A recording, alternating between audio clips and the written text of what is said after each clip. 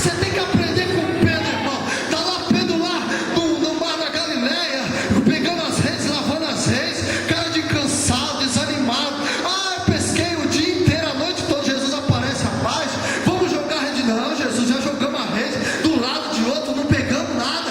Jesus diz, não, vamos insistir mais uma vez. Eu estou mandando, a minha palavra manda você jogar a rede. Você vai mais profundo agora, vai mais distante, e eu vou dar uma ordem, você vai jogar a rede. Tá bom, Jesus, se é o Senhor que está mandando, então eu vou lá e vou lançar a rede. Ele lança a rede, irmão, vem uma provisão que ele teve que pedir ajuda. Foram muitos peixes, a pescaria foi realmente maravilhosa.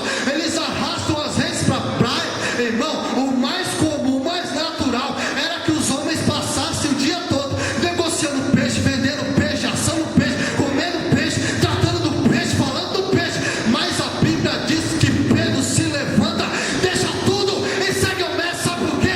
Ele aprendeu que o milagre, irmão, está onde Jesus estiver. Ele não perdeu o foco está no mestre. Não se distraia com as bênçãos que Deus vai te dar. Se Deus te der uma casa, faça um culto de ação de graça, chama a igreja toda, chama o seu pastor, dá glória a Deus, exalta, porque Deus vai te prosperar nessa terra. Só quem está acreditando, só quem está comigo nessa mensagem, levanta a mão para o alto, adora a boca do Senhor. Chega a mandar para cá, eu sinto a graça de Deus aqui essa noite. Ai, ai, ai, até terminar esse culto, Jesus vai operar sinais e maravilhas.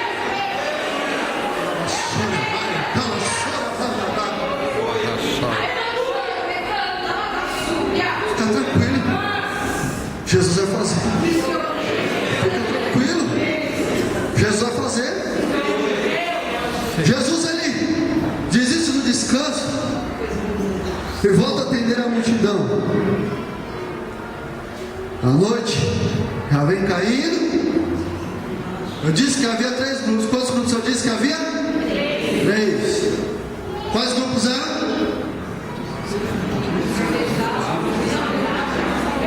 Isso. Os que não acreditavam, os que acreditavam, e os que acreditavam mais. Pergunta aí para esse irmão, pessoal que está do seu lado, que grupo você faz parte? Aleluia. A tarde vai caindo, a noite vai chegando, o povo está no deserto, e logo o primeiro grupo se manifesta. Qual era o grupo, pastor? O grupo dos que não acreditavam. Quem eram? Os discípulos, irmão. Quem não deveria ser? Os mais próximos, mais íntimos, que não deveriam fazer parte desse grupo, foram os que se levantaram. Eles olham a situação, eles olham a noite caindo, eles observam o contexto, o próprio cansaço físico, o lugar, o semblante das pessoas e os recursos que tinham. Eles vão entender que havia sérios problemas. Eles vão até Jesus, vão até o mestre de Jesus. É o seguinte, vou falar uma coisa para o Senhor. Tem um problema muito grande, mas nós temos a solução. Manda o povo ir para as aldeias vizinhas. De repente alguém empresta lá um alimento, um pão, uma água, alguma coisa. A gente vai embora e aí vão descansar. Você sabe, irmão, que o grupo dos que não acreditam, eles só servem para dar relatórios negativos. O grupo dos que não acreditam só serve para dar relatórios negativos.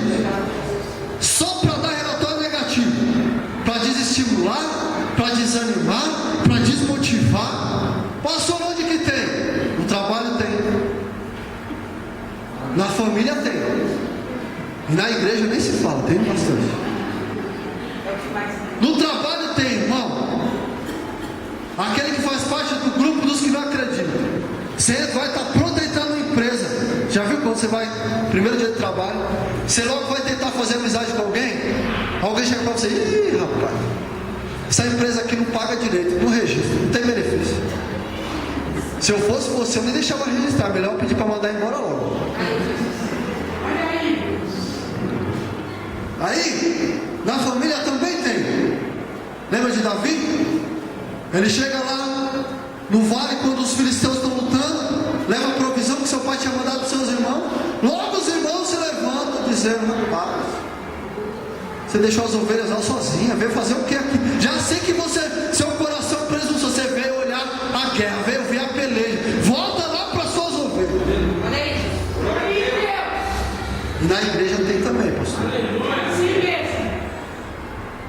Qual o comportamento do crente para aqueles que trazem relatórios negativos, para aqueles que fazem parte do grupo dos que não acreditam? Irmão, eu já trabalhei em algumas empresas, e todas as vezes que eu entrava, eu recebia os relatórios negativos de alguém.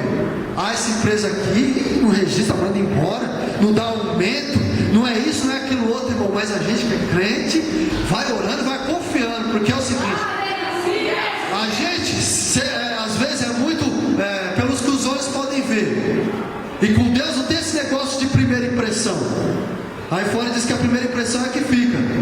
Mas para o crente, irmão, às vezes a porta que Deus abre não é a mais vistosa, a mais bonita, mas sempre, como eu disse, o milagre de Jesus sempre tem algum propósito na vida do crente. E na maioria das empresas que eu trabalhei, que todos trouxeram relatório negativo, eu sempre fui para o joelho para orar, falar: Senhor, se o Senhor abriu a porta, o Senhor sabe o que está fazendo. Eu não vou questionar, não vou duvidar. Irmão, é só passar o tempo. Deus vai lá, abre a porta, registra, dá benefício, dá aumento. Esse é o do crente na terra, para mostrar que ele é um Deus que não se incomoda com relatórios negativos.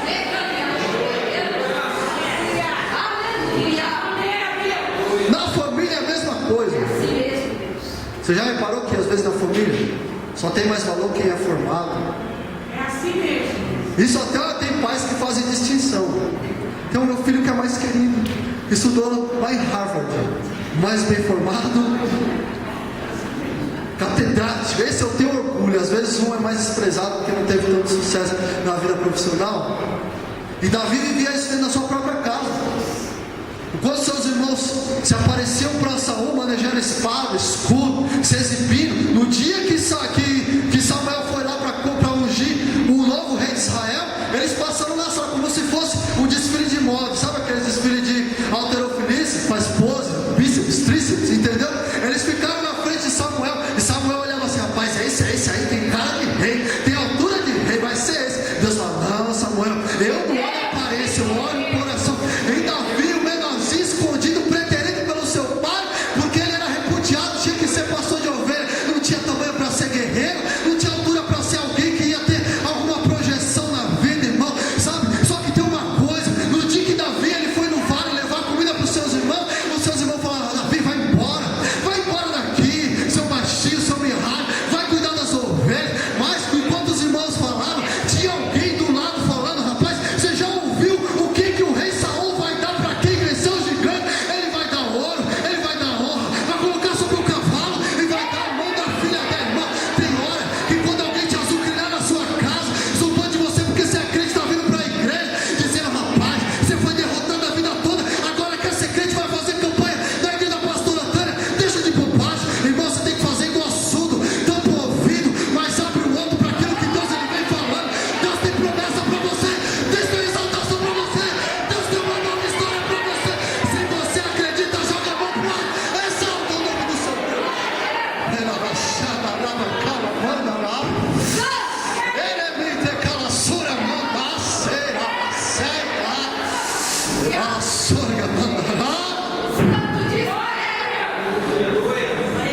Na igreja tem também.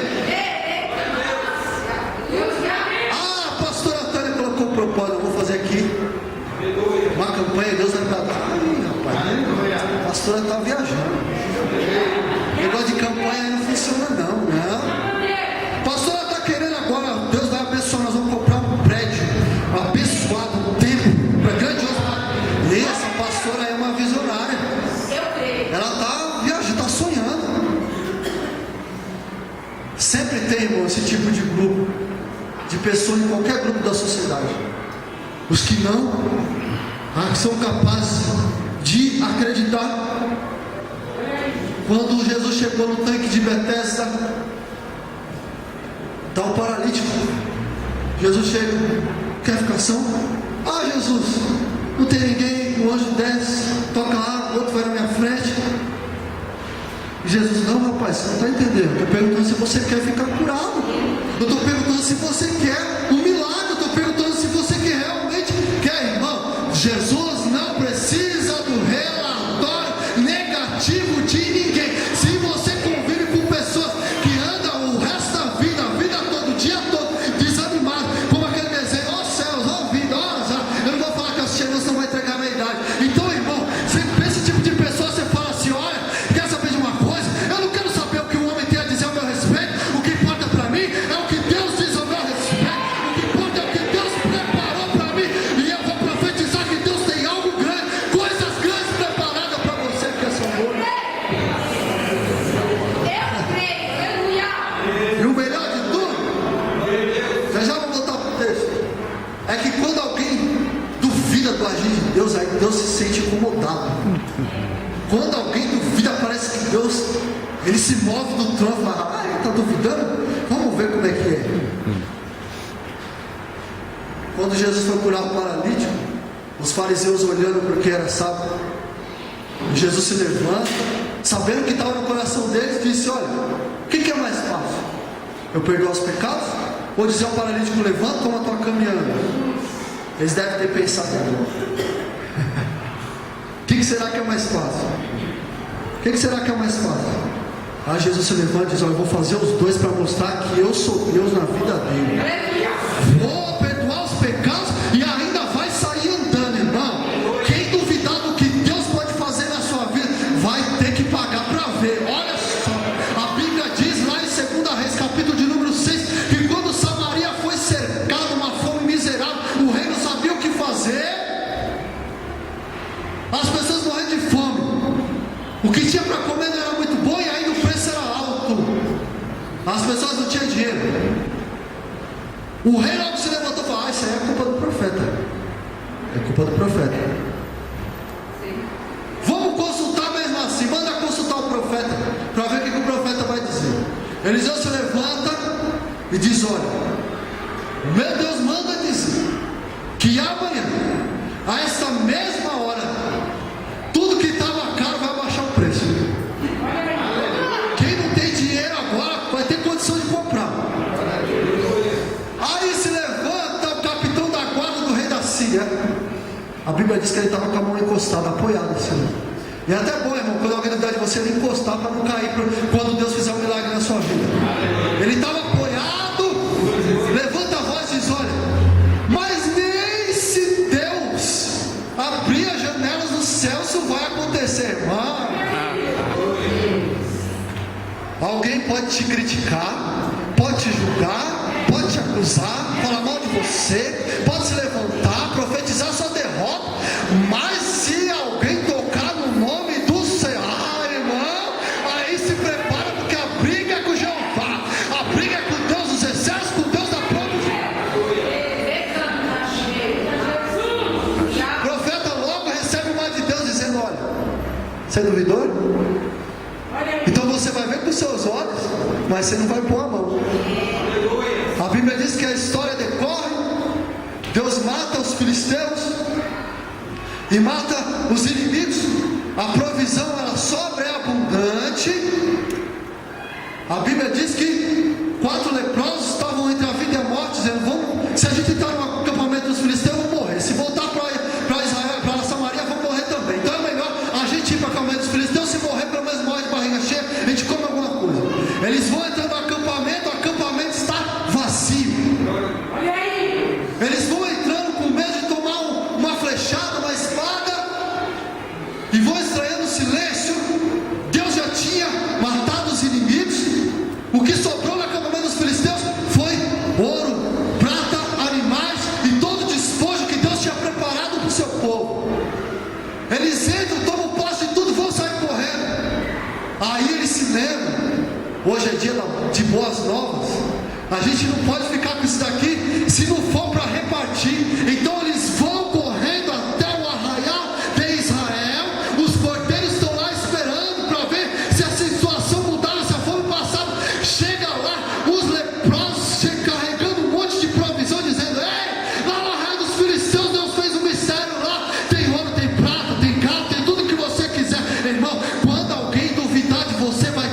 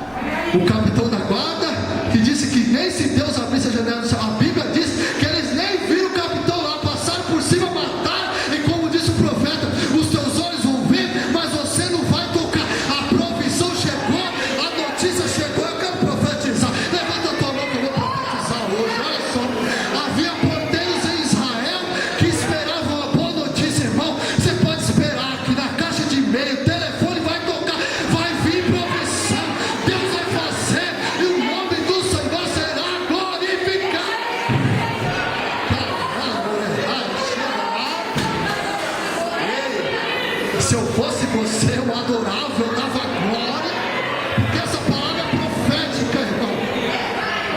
E eu tenho autoridade de Deus a profetizar sobre a sua vida.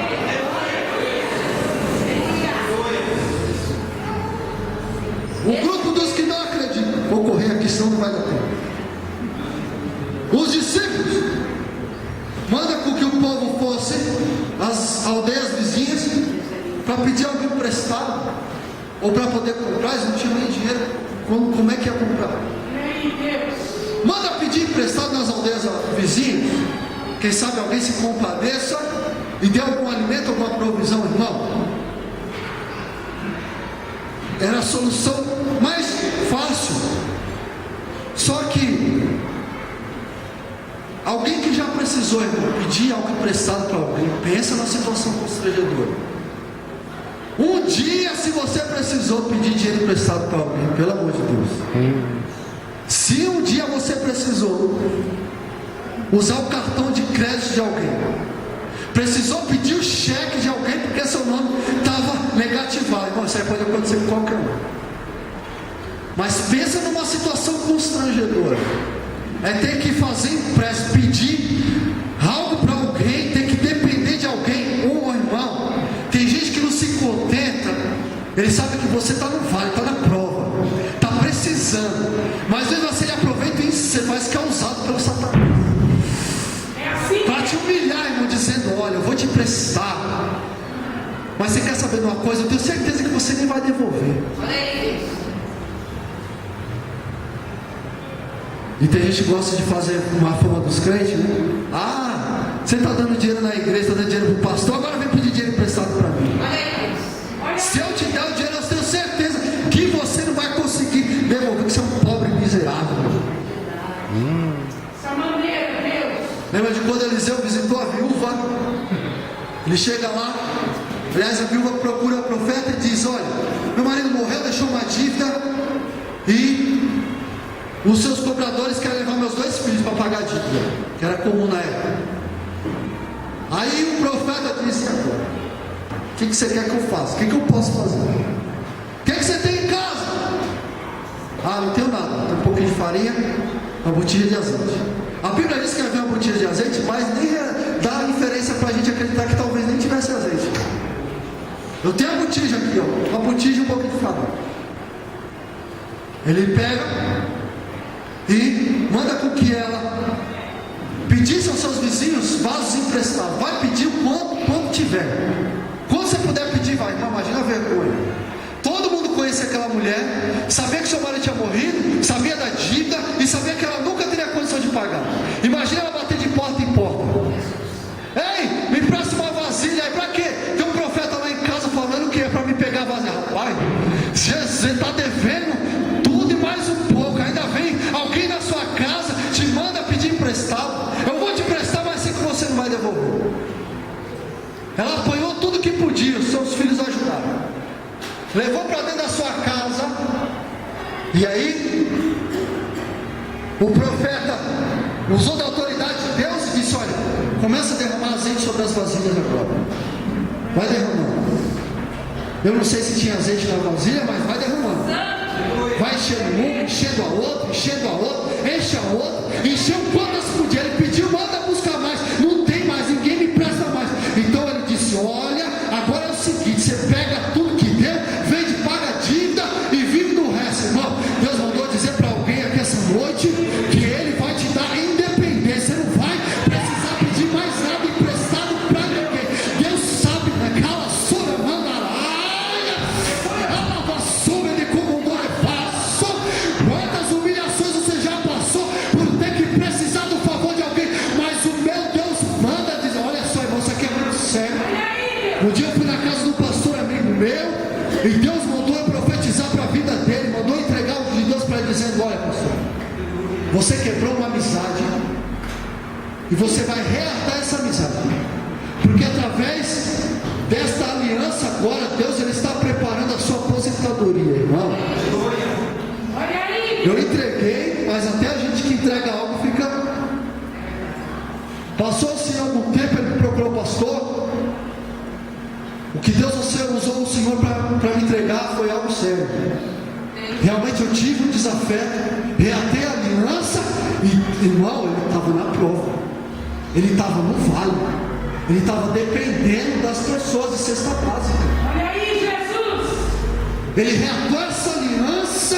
Aleluia. E Deus mudou o quadro da vida dele, irmão, de uma circunstância desfavorável para algo grande. Hoje, irmão, ele goza do favor de Deus, tem sua casa própria, tem seu carro, tem um emprego abençoado da Câmara Municipal de São Bernardo do Campo. Você sabe por quê, irmão? Porque é o seguinte: chega horas na vida do crente, quando a gente passa por muita privação, por muita humilhação, Deus ele resolve mudar o quadro, a circunstância. Quanto mais as pessoas desacreditam, e o que tem de gente que desacredita mesmo, e quer ver até onde a gente suporta, até onde a gente vai servir esse Deus. A gente sai de casa, vem rastejando, alguém vai zombando, dizendo: vai lá, vai fazer campanha, vai orar ao seu Deus. Mas quando Deus se levanta na terra, não há quem possa impedir o agir de Deus. Ele está aqui essa noite, ele pode mudar esse quadro sobre a tua vida. Deus vai te dar algo concreto, Deus vai te dar algo sólido, irmão. Não é bênção temporária, não é algo que acontece hoje e acaba. Deus está dizendo ao meu coração, para pessoas aqui, que ele vai te dar algo sólido. Eu não sei se é negócio próprio, eu não sei se tem algo que você está colocando na mão de Deus, mas Deus está confirmando.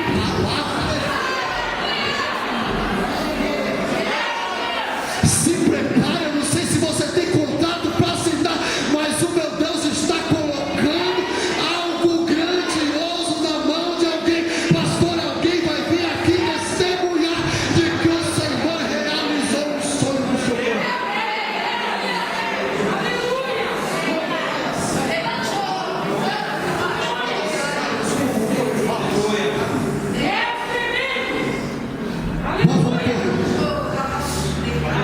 Vamos correr.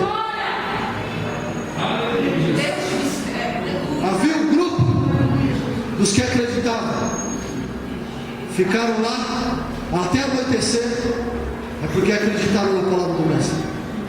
Mesmo no deserto, mesmo com fome, eram os que ficaram, mesmo que estavam cansados de passar por lutas e dificuldades, irmão, estresse. Você acorda preocupado com a dívida, passa o dia preocupado com a dívida e dorme preocupado com a dívida. É assim mesmo. Tem gente que se descabela, tem gente que grita, tem gente que não sabe o que fazer, pede oração toda hora para o pastor, para ver se Deus entra com a providência. Só que eu achei fantástico a primeira atitude de Jesus, quando os discípulos trouxeram um relatório negativo, ele disse: olha, vocês vão dar alimento para o povo. Alguém deve ter questionado: mas como, Jesus? Só tem 5 pães e 2 peixes, vocês vão dar alimento. Vão fazer o que, Jesus? Ele manda o povo se assentar na relva. A partir de hoje, quando alguém perguntar como é que está a sua circunstância, diz assim: eu estou sentado na relva. A primeira coisa que Jesus vai fazer, um milagre na sua vida, é te dar paz, irmão. Você vai sentar, vai deitar a cabeça, vai dormir, porque isso aí não vai adiantar nessa desespero, não vai te levar a lugar nenhum. Jesus está aqui essa noite, ele está dando uma ordem: se assenta sobre a relva. Se assenta sobre a relva. Eles se assentaram.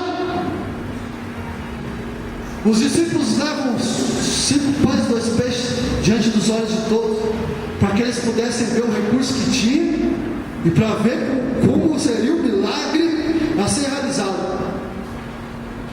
Tem uma coisa que você precisa aprender, irmão, na sua vivência cristã.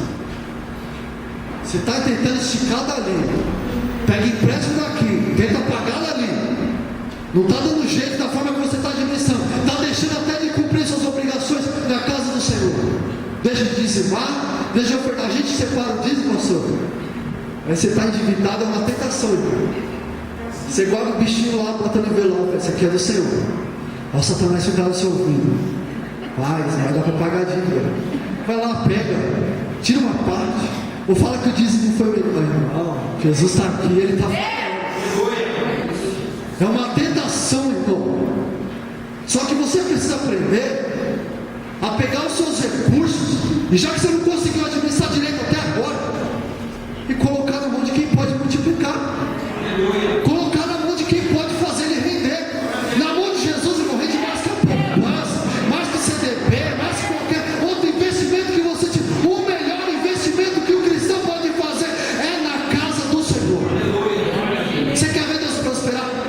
de obra missionária. Irmão, eu lembro de um propósito que eu fiz, olha só. Eu querendo casar, irmão. Querendo casar. Eu ia casar com a bichinha ali, ó. A esposa já. A bichinha queria casar. E a gente não tinha nada, irmão. Não tinha dinheiro, não tinha nada. Eu fiz um voto na igreja. Eu vou dar um valor X. E no dia que eu fiz o voto, eu tinha certeza que eu ia conseguir pagar, irmão. Separei o dinheiro. Na semana que eu fui pagar o voto, irmão do céu, as dívidas veio que veio atropelando. Eu falei, eu vou usar o dinheiro. Aí Deus falou, não, paga o voto. Aí, irmãos, segurei a tentação, guardei o dinheiro, fui para a igreja, paguei meu voto. Não paguei a dívida, tive que pagar depois eu negociei, mas cumpri meu compromisso com o Senhor. Eu paguei a dívida, fui lá na frente e recebi a oração do pastor. O pastor orou por mim, eu lembro até hoje, ele falou assim, ó, você já tomou comprimido? Eu falei, já. A dor não passa na hora, mas o remédio vai funcionar. Eu guardei aquilo lá, irmão, no meu coração. O fato é que não vi nada acontecer mesmo. Eu falei, rapaz, eu paguei o voto. Agora eu preciso casar, como é que eu vou fazer? Eu não tenho como comprar, não tenho como fazer nada. Na semana seguinte, estou lá, irmão, guardando meu carro na garagem, pensando na vida. Passa uma mulher na rua, que eu nem sei se era crente que era. Ela me para e fala, você é crente? Eu falei, sou. Ela falou o seguinte, Deus manda dizer para você, espera com paciência no Senhor, que o Senhor cumprirá a promessa. Nunca vi. Passou os dias. Eu gosto de contar isso aqui, porque eu fico feliz. Eu gosto de contar isso. A minha mãe estava precisando receber uma aposentadoria, não era nem crente na época. A gente estava indo para a igreja, ela, mãe, ora para mim para sair a aposentadoria, né? Não sai, o negócio estava pronto, mas não saía. Eu botei a vovó, chamei meu irmão e falei, vamos orar, né? Sabe fazer alguma coisa, vamos orar. A gente ora, irmão, vai orar. Não deu um mês, a aposentadoria saiu, o dinheiro saiu, minha mãe comprou uma casa. Eu fiz uma proposta de compra para essa casa. Consegui, comecei minha mãe a vender a casa para mim. Ah, beleza, agora eu vou ter uma casa para morar. A casa não estava pronta. Eu precisava construir a casa. Não tem dinheiro para construir a casa, e agora? Está lá eu pensando comigo sozinho no trabalho, falando que eu posso falar sozinho, falar com Jesus. Alguém pensa que eu sou louco, mas eu sou assim mesmo. Estou eu querendo construir a casa. Eu pensei, eu só pensei, irmão. Eu vou falar com o meu gerente lá na empresa. Quem sabe eles me mandam embora, me